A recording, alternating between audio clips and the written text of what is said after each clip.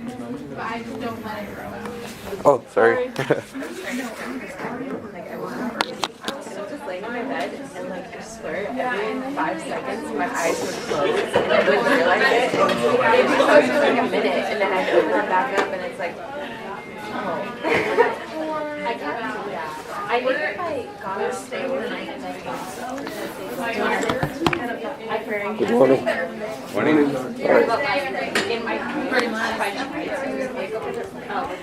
It's just, there's always something that comes up Thursday afternoon. Like, we don't get out at noon ever. I'm not sure how much I You guys have something this afternoon, like a lab?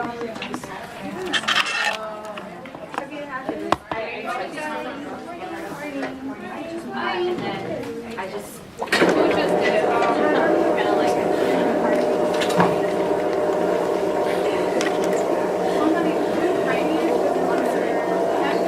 Must have another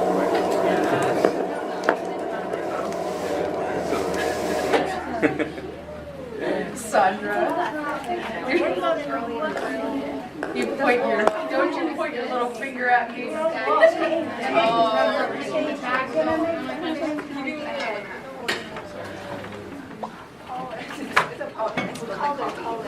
so like right after I read it, I was in my kitchen.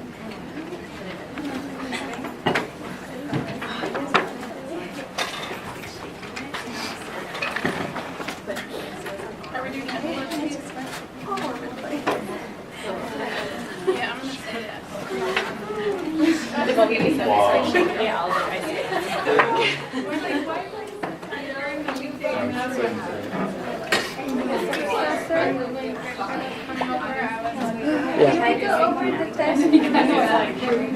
Over the test? No. Actually, after this, if you have any questions, come to me and ask your questions. Yeah. Yeah. No. Yeah, I'm not doing it.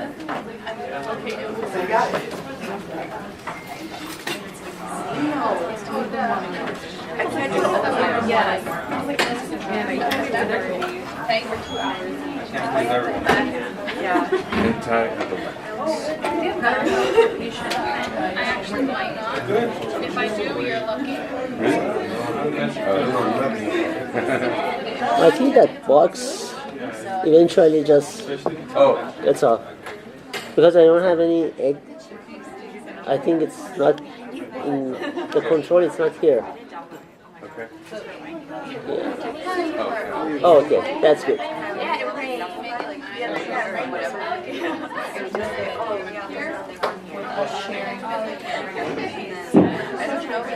Okay, good morning, everybody. Good morning. So today's topic is anti-epileptics. So medications that we use to treat seizures and epilepsy and prevent seizure attacks.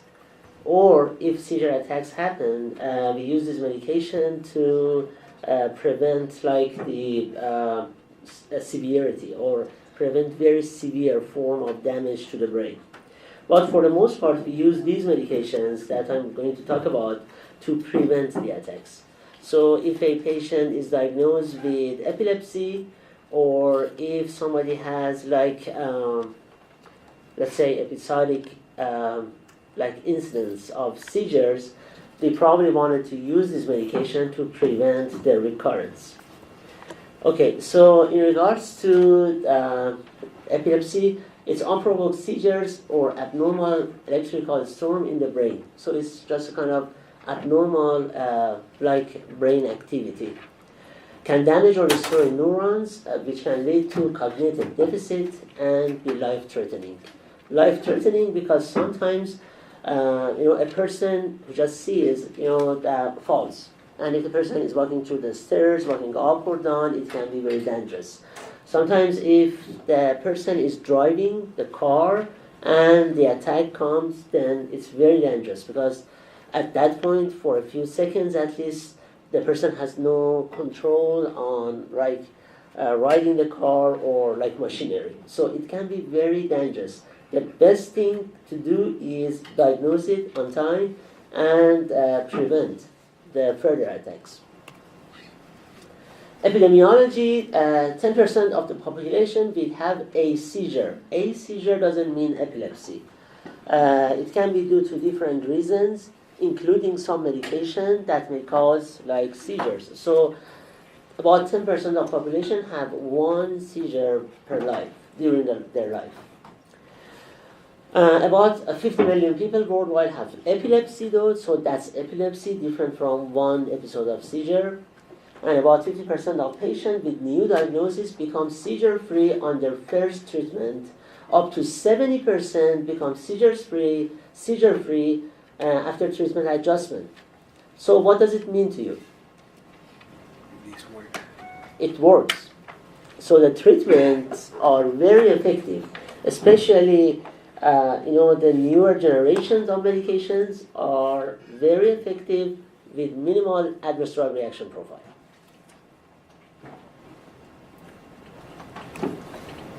So in regards to the types of seizures, we have partial, which starts from one side, one hemisphere of the brain and stays there. Partial seizure with secondary generalization, so from one side it goes and spreads to both sides. And primary generalized seizure that starts with both sides of the brain. So these are just different types. Which part of the brain is involved? Is that one hemisphere or both? Or started from one, goes to both? But either way, we need to treat the patient. Especially after second recurrence, we need to treat. What is the definition of status epilepticus? So status epilepticus is if seizures last for longer than 5 minutes, so that's one, or 2 or more seizures between which patient does not regain full consciousness. So one seizure lasts more than 5 minutes, or 2 that in between the patient doesn't get full consciousness. Status epilepticus is a medical emergency. So the patient needs to go to the ER, hospital, and receive IV or intravenous medication. That's a very important point. It can be a good test question or board question. If the patient has a status epilepticus, we are not going to give the patient oral medications. That's not good. That's not safe. So we need to give the patient, start the treatment with IV or injectable medications. Okay, in regards to therapeutic goals, for a single unprovoked seizure, avoidance of typical precipitants like alcohol, sleep deprivations is recommended. So if it's just one time, we try to see what may cause that, what precipitates the situation, and we try to avoid. We try to educate the patient to avoid those like stimulants. If there is a food, if there is like a drink like alcohol, smoking, some patients, again, with sleep deprivation, even if the patient cannot sleep very well, or the sleep habit get changed, they may have the problem, so we try to avoid those. Anticonvulsants are recommended when patient has the risk factor for recurrence. So if for any reason, a disease state, let's say due to a tumor, like brain tumor, or accident, or anything that may cause the recurrence, then we need to use anticonvulsants, antiepileptics, to prevent the attacks. The goal is to achieve a seizure-free status with minimal or no ADR. That's perfect. So we wanted to achieve a seizure-free status, of course, that's perfect. And with the medication or medications combination with minimal adverse drug reactions. Monotherapy is always preferred. If possible, avoid multiple adverse drug reaction and avoid drug interaction. Of course, if you can use one medication to prevent seizure attack, that's always preferred for any disease state. If you can control the disease with one medication, we always prefer one medication. But a lot of time, if we need to titrate the dose up, we get to the point that we have a lot of toxicities. We have a lot of adverse drug reaction. So in some cases, instead of just increasing the dose of medication, we add medications together. Like use multiple medication with lower doses. Okay, let's go over medications. And as I go over like different classes of medication, anti-epileptics, I let you know which specific information I need you to know. In general, the focus is adverse drug reactions and drug-drug interactions. Okay, so because especially the like first generation of anti-epileptic medications, they may have a lot of drug-drug interaction. It's very important for you to know. Okay, so the first one is benzodiazepines. Benzodiazepines like lorazepam, diazepam, and caramazepine. These medications can be used for different indications, including anxiety. If patients come to your clinic and the patient is anxious about like dental procedure, we can prescribe, or you can prescribe, the dentist can prescribe like a dose of diazepam or like triazolam, one of the other benzodiazepines, for the patient an hour before the procedure, so the patient doesn't have that much of anxiety. The patient is calm and cannot even remember the procedure. So if it's like a filling or extraction, after procedure, after a few hours, he or she cannot even remember the whole appointment time.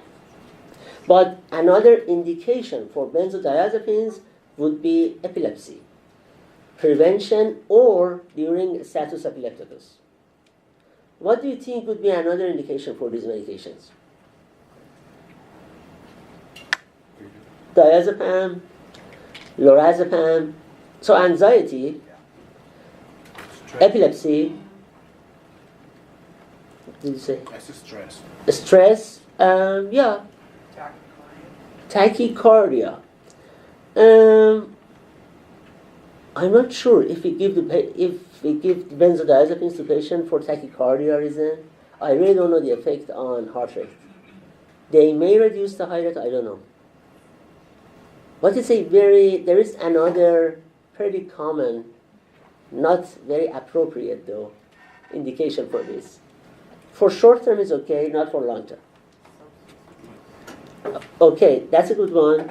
I didn't want to say that, but that's a good one. Substance abuse. So if somebody is, let's say, if somebody is dependent to alcohol, and we wanted to basically make patient discontinue dependence to alcohol, we put the patient on lorazepam or chlordiazepoxide or one of other benzodiazepines for a while until patient get free from using or abusing alcohol. So that's an indication. That's a good indication. But another one is insomnia. When people cannot sleep, sometimes physicians prescribe benzodiazepines for them. For a couple doses, for up to a week or two at most, it's okay. But we don't want the patient to be on benzodiazepines for long term for insomnia, because they get used to them, they get dependent to the medication, and if they want to discontinue, then they have to go through withdrawal, which is not good. So there are different, again, there are some medications that we have different indications for them, different clinical use for them. Okay, so as I mentioned, benzodiazepine can be used as maintenance or for status epilepticus, for the acute time of treatment. Lorazepam is the benzodiazepine of choice due to long duration of action in CNS and better protection. Diazepam is highly lipophilic and rapidly gets redistributed to fatty tissues. So both medications get used in medicine, and they are both effective. They both have pretty long half-life, and I don't think I asked a question to compare these two together. Just know both of them may be used for a status epilepticus and also for maintenance. Okay, next medication is carbamazepine. Carbamazepine is a sodium channel blocker. Sodium channel blocker, it works on neurons. Do you remember other sodium channel blockers?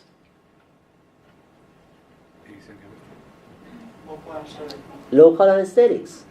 Local anesthetics. Somebody said ACE inhibitors.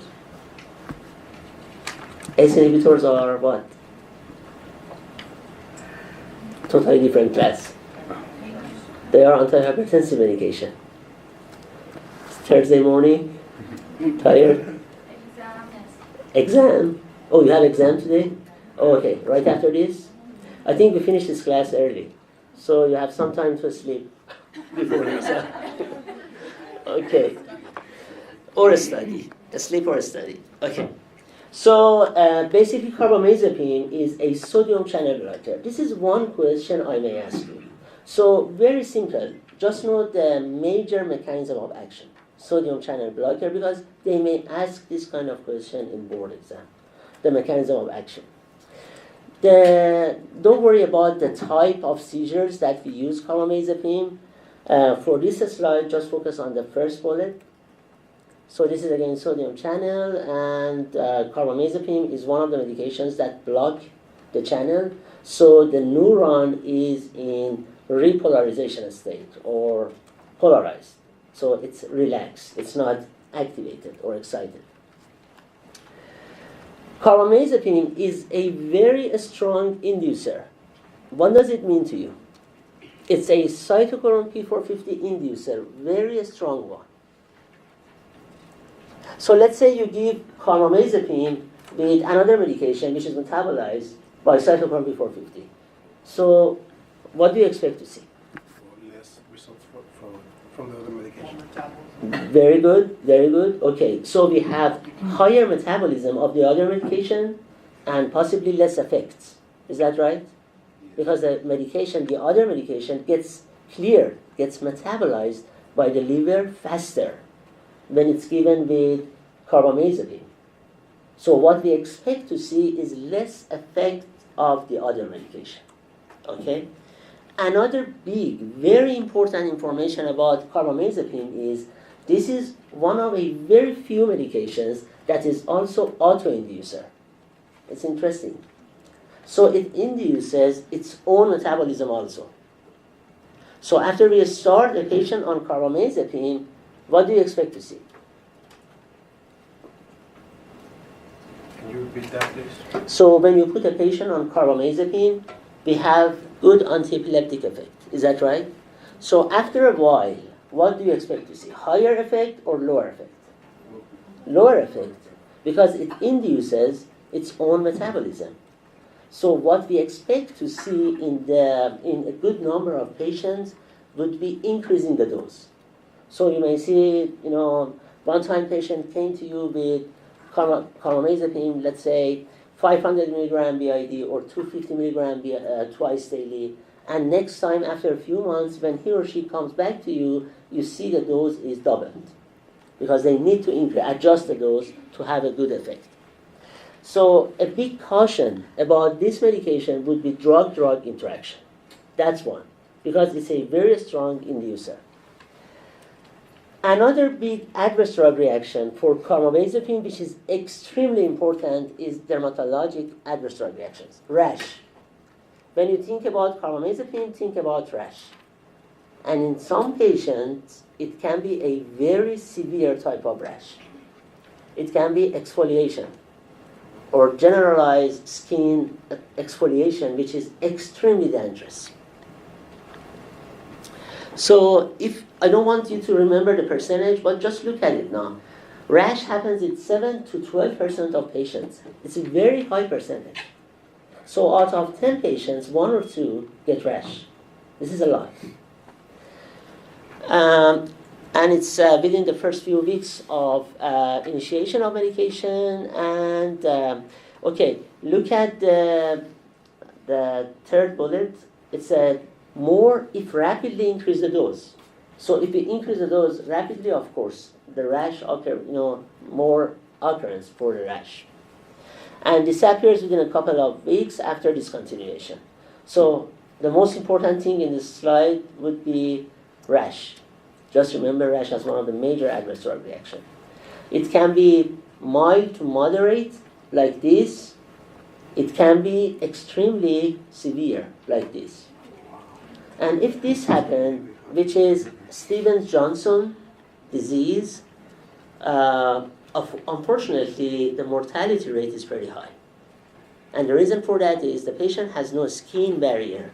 So the body fluids are exposed, the patient is losing fluid, and there is a very high risk of infection, extremely high risk of infection. Why don't they change the medication? You know, the thing is, that's a very good question. So the question is why they don't change the medication. The problem is, unfortunately, when we get to this point, it's too late to even discontinue the medication. So why do they have this medication? Okay, the reason is why we start the medication. Okay, from the beginning. The reason is carbamazepine traditionally and even now is one of the very, very effective options for prevention of epilepsy attacks. So for years, this is among the very effective medication classes, okay?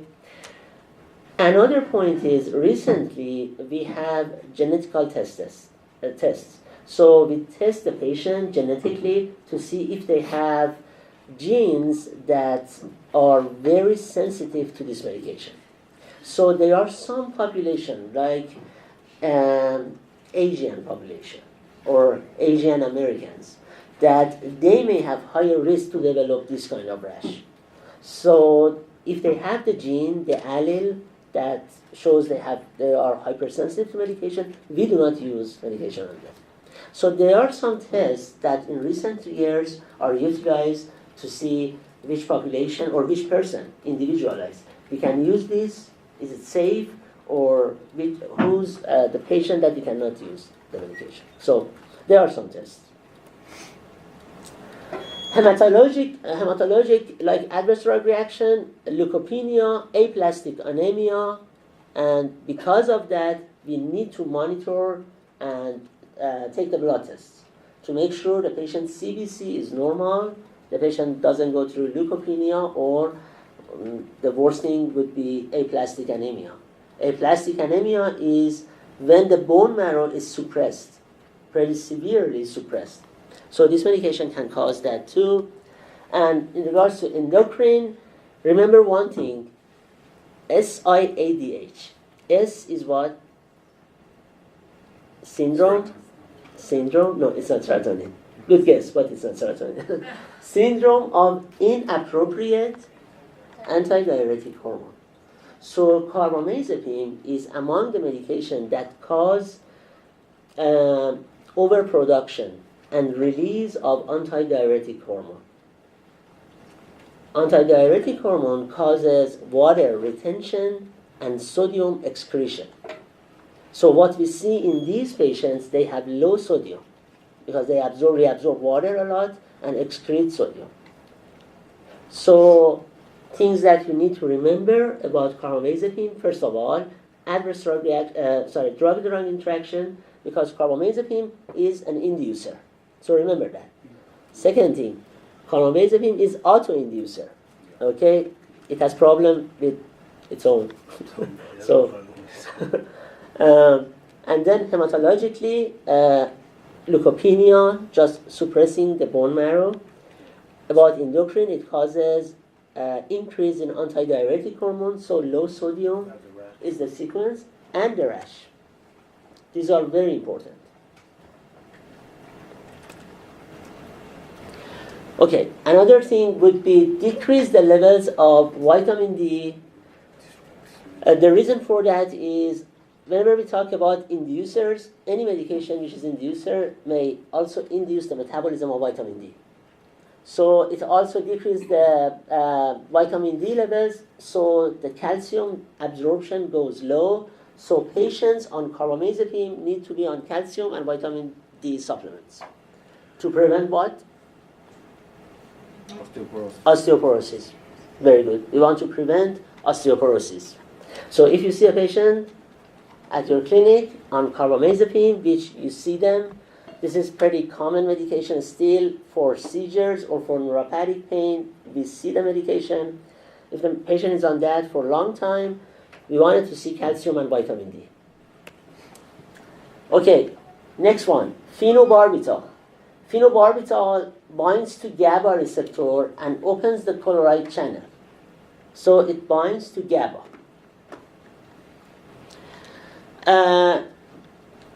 So phenobarbital is the medication. There is another medication in the market.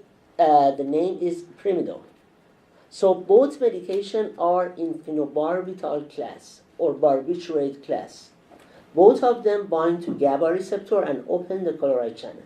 So they cause relaxation of the neurons, relaxations of CNS-like activities. The only difference is phenobarbital is active medication, primidone is prodrug. So if I ask you which of the following medication is a prodrug, primidone is one of those. So it gets converted to phenobarbital. And both of the medications, both primidone and phenobarbital, are inducers. So far we have carbamazepine, phenobarbital, and primidone. All of them are inducers. Okay? So this is GABA receptor, and there are many medications that work on GABA receptor, like benzodiazepines, like Ambien, another medication that we use as a sleep aid, alcohol, barbiturates. Many different medications have their own receptor on GABA, and what they do is they open the chloride channel. As the chloride channel goes inside the neuron, it causes relaxation of the neuron. And these are different substances or medication work on the same receptor. So you see on the top left, diazepam, one of the benzodiazepines. Isoflurane on the right side is one of the anesthetic, general anesthetic agent. Ethanol on the left side again, alcohol. So they all work on the same receptor. It's very interesting. Propofol on the lower part is also one of the sedative anesthetic agents we use in ICU or anesthesiologists may use before or after anesthesia. And thiopental on the right side is one of the phenobarbitals. So there are many medications or substances that have their own receptors on this complex. Phenobarbital adverse drug reaction. So again, adverse drug reaction, please know them.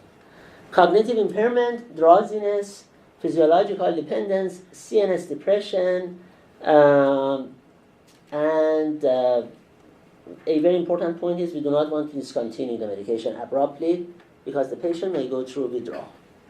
Okay? So if the physician wanted to discontinue phenobarbital, titrate it down.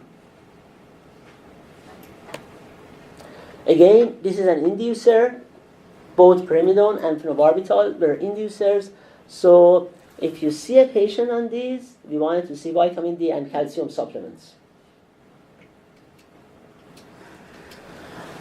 Next medication, phenytoin, or brand name is Dilantin.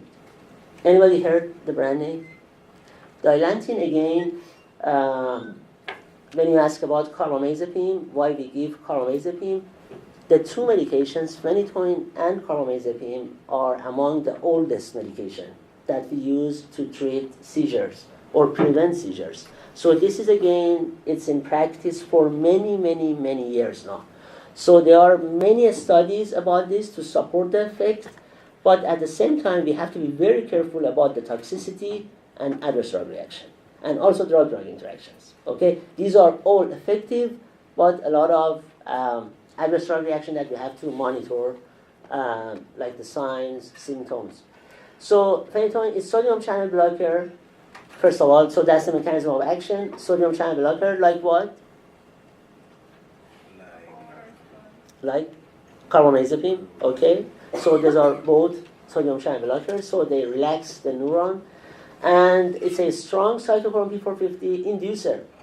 So again, if you give phenytoin with another medication, what we expect to see is less effect of the other medication because it causes the clearance of the other medication to be faster. So we have to be careful about drug-drug interaction. This slide extremely important. So whenever I wanted to write the questions for the exam, I like this slide very a lot. This slide and next slide, actually. This one is phenytoin adverse drug reactions. These are dose-dependent or dose-related adverse drug reaction. What does it mean to you? Depending on how much. Exactly, depends on how much we give the medication to the patient. With lower doses, we have less of this adverse drug reaction. If we give the patient high dose medication, we see these more. If you look at the list to make it easier for you, all these adverse drug reaction, what's the nature of them? What's that? Mental depression. Exactly, mental or CNS. Let's say CNS. For the most part, they are neurological adverse drug reaction. So if you want to remember those, instead of remember one by one like ataxia, dizziness, nystagmus, slurred speech, just know the patient neurologically gets problems. Okay, that's when we use a high dose. So when the patient gets toxicity, we see these things. What I saw a couple times in hospital, I saw patients with nystagmus, lethargy, and cognitive impairment when they had overdose of phenytoin. And unfortunately, phenytoin is among the medications that basically we cannot do anything. There is no antidote for that. We cannot dialyze the patient. So we just have to wait and monitor the patient. The patient stays at hospital until the medication eventually gets cleared from the body. Now, on this slide, we have non-dose dependent adverse drug reaction. So these are totally different. Even if you give a very low dose of the medication, we may see this. If you want to remember them well, these are non-neurological. So in the test, if you see one adverse drug reaction which is non-neurologic, that's the one which is not dependent to the dose. With any dose, it can happen. Number one is gingival hyperplasia. Is it common? Very common. So if you have patients, if the patient comes to you with phenytoin in medication profile, you definitely want to check the gingival tissue. Skin thickening, hirsutism, worsening facial features, and of course this medication is inducer, so again we want to see patient is on calcium and vitamin D supplement, and it may cause folic acid deficiency. So another vitamin we want to see is folic acid. So we wanted to see the patient on all these things. Gingival hyperplasia, 15 to 50%. It's a lot. 15 to 50%. So if out of 2 patients, 1 patient may get some degree of gingival hyperplasia, and I do not ask the mechanism before that, but if you want to know, if somebody asks you someday, look at the last bullet, due to positive effect on proliferation of the epithelial, keratinocyte, and fibroblast. So basically, it causes the proliferation of connective tissue.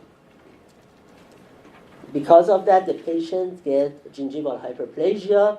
And always remember, whenever we have proliferation of connective tissue, even if you discontinue the medication, it's not going to be fixed. So that's why in majority of cases, the dentist have to perform gingivectomy, if it's happened. Phosphenytoin is another medication. It's a prodrug for phenytoin. Again, it's a sodium channel blocker, and adverse drug reactions are very similar to phenytoin. So you need to know 2 things. The mechanism of action, sodium channel blocker, and prodrug of phenytoin. In general, whenever we have FOS, F-O-S, the medication is a prodrug for that medication. So the only difference is this medication needs to go to the liver, gets converted to phenytoin. Valproic acid. Valproic acid is calcium and sodium channel blocker. What's the difference here? Valproic acid, the major difference with phenytoin, phenobarb, or carbamazepine. What's that? Inhibitor. Very good. So it doesn't induce the metabolism. It inhibits the metabolism. So if we give valproic acid with another medication, what do you expect to see? To work more, the other medication. Exactly, to see the more effect of the other medication. Because valproic acid slows down the metabolism of the other medication. Okay, so sodium and calcium channel blocker. This is calcium channel. Again, when it gets blocked, the neuron cell gets relaxed. Adverse drug reaction, it has hepatotoxicity in the profile. Thrombocytopenia, so what's the problem with that? Risk of bleeding. So if the patient gets thrombocytopenia, it's high risk for bleeding. Interfere with platelet aggregation also, so not only reduce the number of the cells, but also interfere with the aggregation, so they cannot basically bond together. Alopecia and weight gain, also menstrual irregulation.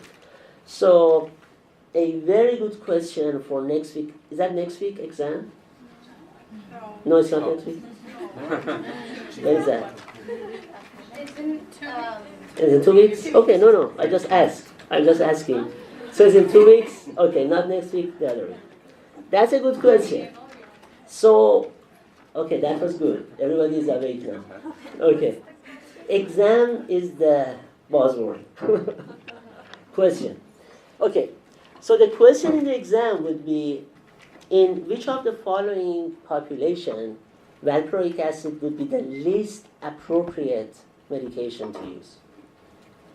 What do you think? Just based on the last 3 bullets. Young female patients. So a lot of them don't like the medication. What does alopecia? Alopecia is hair loss, weight gain, and menstrual irregulation. None of them is good Okay. for female patients. For guys, it doesn't matter. Okay. So please make sure you know the adverse drug reaction. And if I ask, sometimes I ask a question that it's not necessarily here, but it's very common sense based on the information you have. Next medication, lamotrigine. This is one of the pretty newer generation of medications, came to practice about I believe 10 to 15 years ago. It decreases glutamate and aspartate release, also blocks sodium channels. So multiple mechanism. Decrease glutamate, aspartate release, and block the sodium channel. Estrogen-containing oral contraceptive pills may increase lamotrigine clearance. What does it mean to you? So oral contraceptives containing estrogen increase the clearance, increase the metabolism. What does it mean? If a patient is on oral contraceptives, we need higher doses of lamotrigine in order to prevent seizure attacks. Okay? That's very important drug-drug interaction. So if a patient initiates to be or starts to be on oral contraceptives, we need to think about increasing the dose. So, and most probably neurologist is going to double the dose or even higher for lamotrigine. Adverse drug reactions, rash is a big one. So if you want to remember one thing about lamotrigine is rash, like carbamazepine. Especially in some cases, we give a combination of lamotrigine with valproic acid for better effect. Okay? We have to be very careful. Why? When you give lamotrigine with valproic acid, we have to be very careful because the incidence of developing rash is higher. Why is that? Yes, because valproic acid is inhibitor. So it inhibits the metabolism of lamotrigine. So when we give the two medications together, you have higher effects or adverse effects, both, from the other medication, which in this case is lamotrigine. Okay, next medication, very common these days, very popular medication. It's available in both IV and oral form. Adverse drug reaction profile is very, very benign compared to the medications that we already talked about. Levetiracetam. Do you know what's the brand name for levetiracetam? You may have heard of it. Keppra. Keppra is the brand name. Like TV ads, sometimes you hear about it. Okay. It's a calcium channel blocker. It also facilitates GABA inhibitory effects. And remember, drug interaction is minimal, adverse drug reaction is minimal. So it's among the benign anti-epileptic medications. And just by looking at this slide, what do you think is good about this medication? Just look at the pictures. Doses and volumes. Okay, so we have syrup or suspension if the patient cannot take the tablet or they have difficulty to swallow the medication. Tablets are scored. You see, they have a line. So if you need to adjust the dose, the patient can easily cut them in half, and they are not sustained release, so they are safe to be cut. Because you have to be very careful. Not all medications we can cut them. Because if they are sustained release medication or extended release medication, it can be extremely dangerous to cut them. Okay? And then we have injectable form. So if the patient cannot tolerate oral medication because the patient is hospitalized or GI, gastrointestinal surgery, different reasons, we can use injectable. And another good thing is the dose is exactly 1-to-1. So it's a very easy conversion. That's why levetiracetam or Keppra is among the very popular medications in practice. Next medication is carbazepine. This is not prodrug or after drug of carbamazepine. These two are two separate medications. So it's again, it's sodium channel blocker. It's cytochrome P450 inducer. So in that regard, it's similar to carbamazepine or phenytoin or phenobarbital. It's not an auto-inducer. So up to this point, which medication is auto-inducer? Carbamazepine. Remember that, please. That's a test question, for sure. Auto-inducer, carbamazepine. SV-carbazepine is an active metabolite of oxcarbazepine. It's a sodium channel blocker, adverse drug reaction, rash, and hyponatremia. Pretty similar to carbamazepine. So this medication is an active metabolite of this. When oxcarbazepine gets metabolized, one of the metabolites is this one, which is still active. And we made that as a medication. So they are both available. Lacosamide is a sodium channel blocker. Major adverse drug reaction is arrhythmogenic. It's an arrhythmogenic agent. It causes prolongation of PR. So it causes cardiac arrhythmia. So if you want to remember one thing about this medication, is cardiac arrhythmia. So the physician needs to monitor EKG, at least for a while, after initiation. So please know the mechanism of action and cardiac arrhythmia.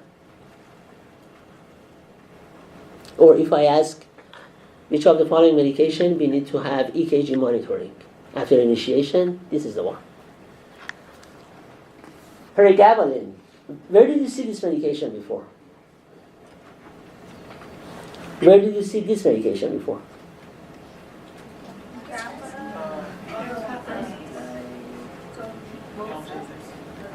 What's that?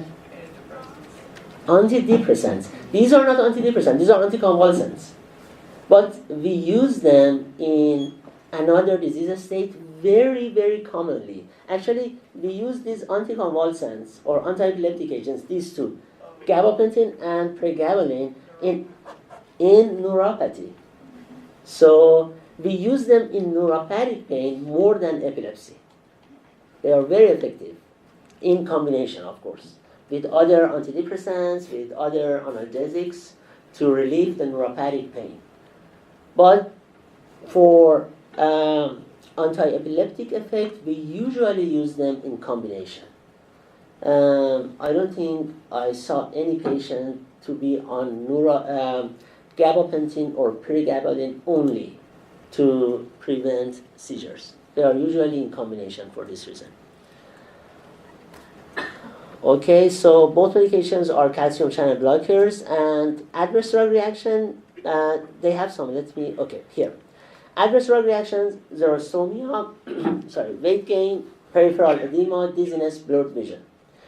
For you, xerostomia would be an important adverse drug reaction.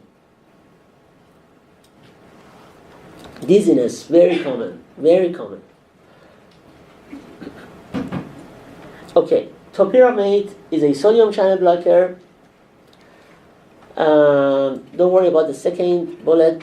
The main, mechanism of action is it's sodium channel blocker, and don't worry about the third bullet. So on this slide, just know the mechanism of action, the first bullet.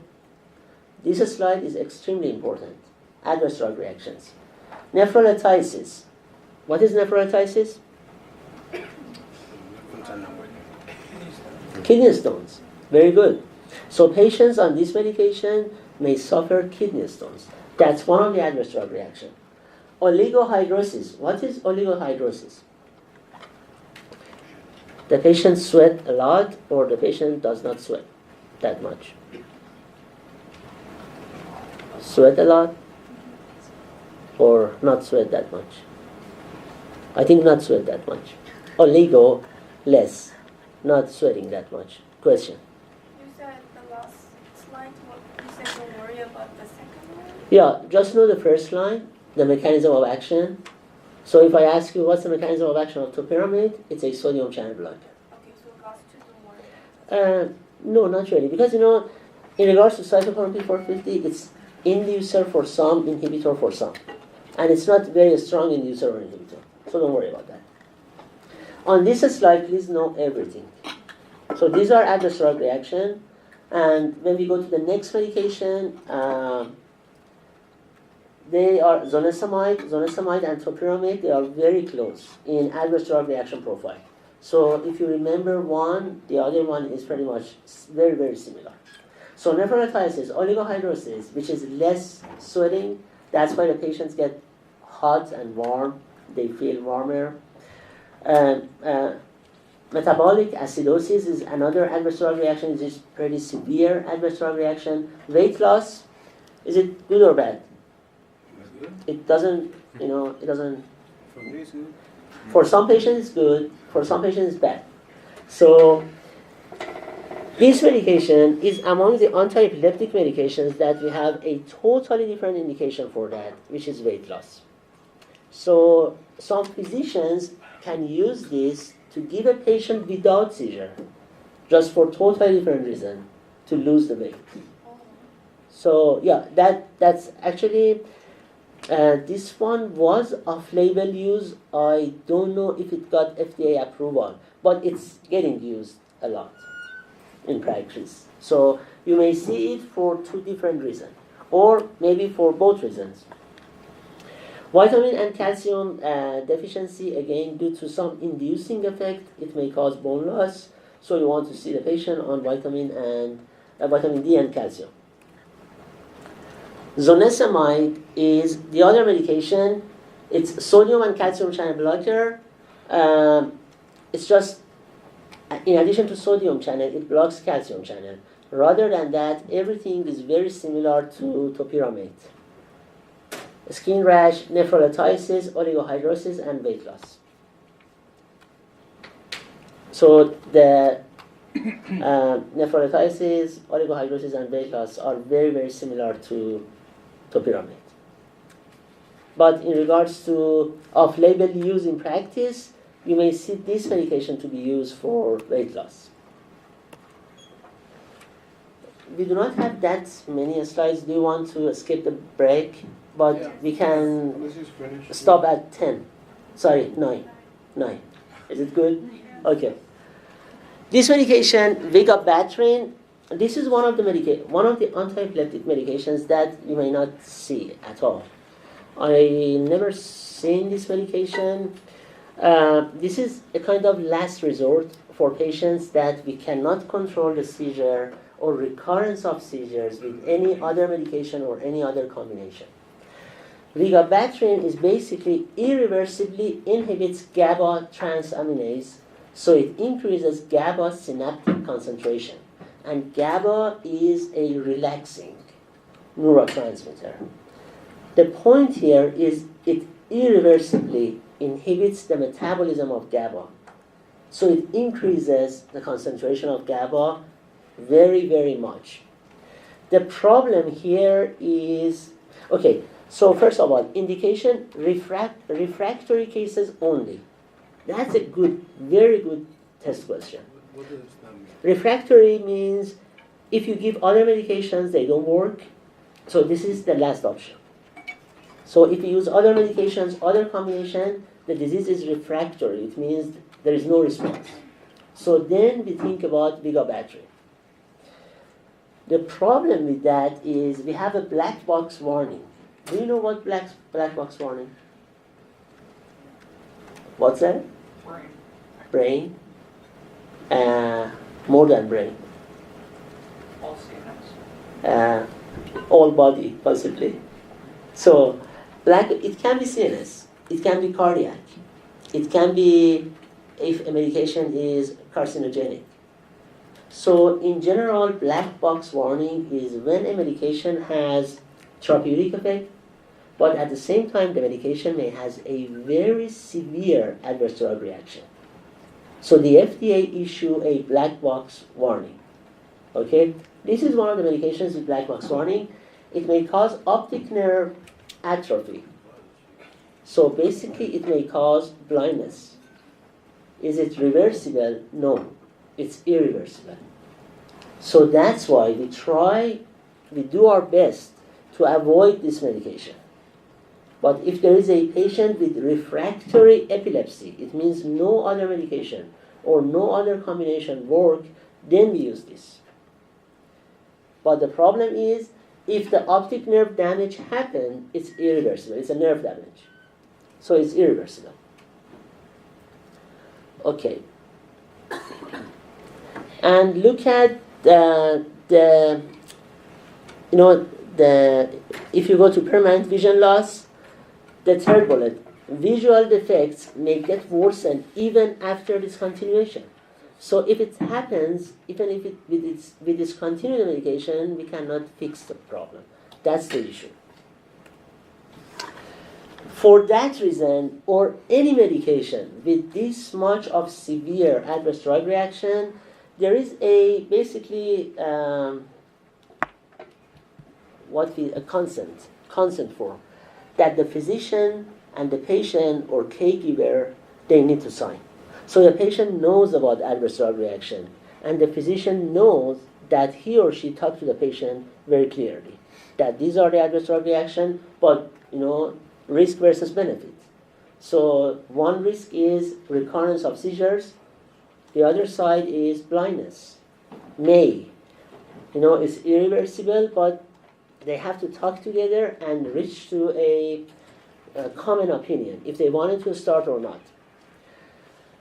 So because of the risk of the permanent vision loss, Sabril is the brand name for vigabatrin, is available only through a restricted program under Risk Evaluation and Mitigation Strategy, REMS.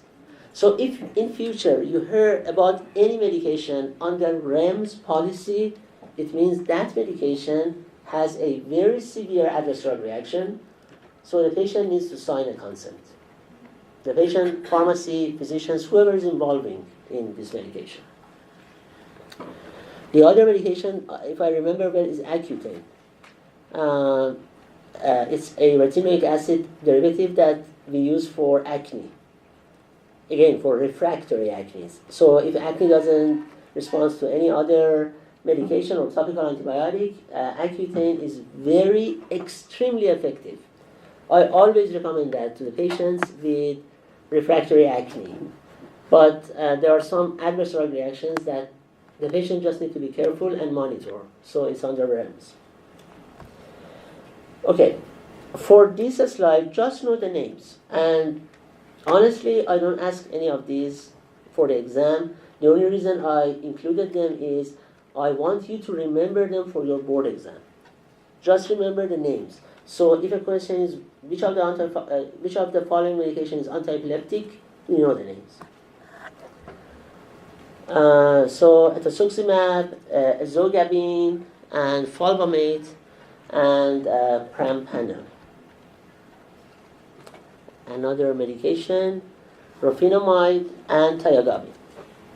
Just the names? Just the names, yeah. Just know the names, and for the most part for your board exam.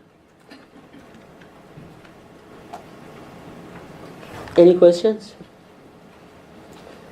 Okay, great. Good luck with your exam. Is that a 10? Mm-hmm. Okay, great. Good luck.